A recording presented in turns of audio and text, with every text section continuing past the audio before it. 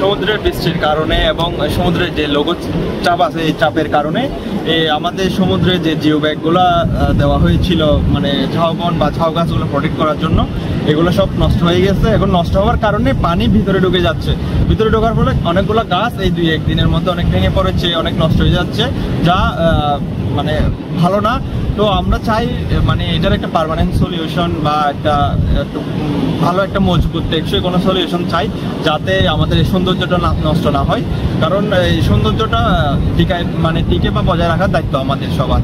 5-6 বছর আগেও কিন্তু আমাদের সমুদ্রটা অনেক দূরে ছিল, এখানে অনেক ঝাউবন ছিল, ঝাউ বাগান ছিল, প্রায় 5-6 মিনিট হেঁটে তারপর সমুদ্রে যাইতে হতো।